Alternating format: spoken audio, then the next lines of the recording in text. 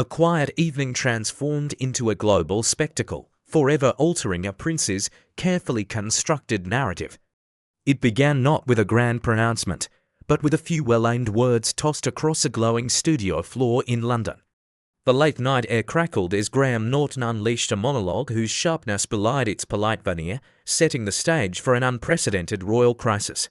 Across the vast expanse of the Atlantic, in the tranquil setting of Montecito, Prince Harry paced like a caged animal, the distant laughter of a British audience echoing through his California mansion via a streaming feed.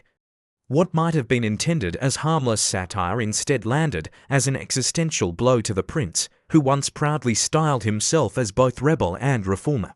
And so began a fateful night when a single comedic roast, broadcast under the soft lights of a BBC studio, detonated into a global conversation about royalty, hypocrisy, and the true cost of fleeing the palace only to construct one's own fragile glass house.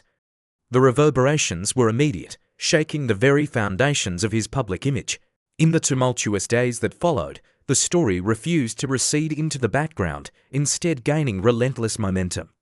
Clips from the show rocketed across TikTok and Instagram, the algorithms seemingly delighted to serve Harry's perceived humiliation to millions on an endless, unforgiving loop, amplifying every uncomfortable moment for all to witness.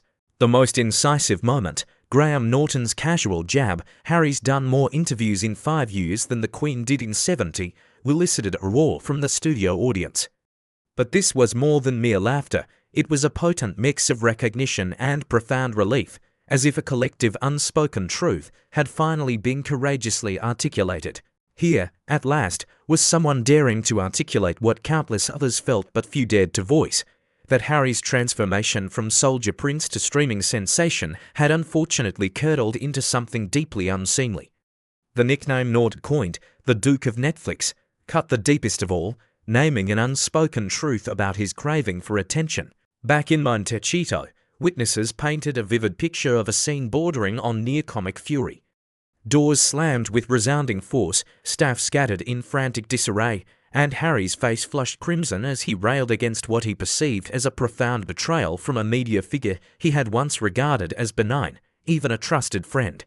Reports indicate the prince, caught in a swirling maelstrom of disbelief and unbridled fury, impulsively hurled a phone across the room before storming out into the serene California night, seeking solace from the public eye.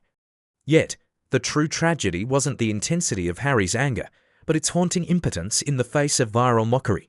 No carefully crafted press release, no meticulously worded statement, no sympathetic documentary could effectively erase the viral power of a perfectly delivered punchline. The roast had permeated corners Harry's numerous interviews could never reach, and for the very first time, there was no protective palace to shield him from the storm. Observers were quick to decipher the poignant symbolism of the moment. Harry had sought considerable distance from Britain, yet Britain's powerful opinion had undeniably followed him across the vast expanse of the ocean. And beneath the comedic jabs lay a stark, undeniable judgment that would forever echo in his public narrative.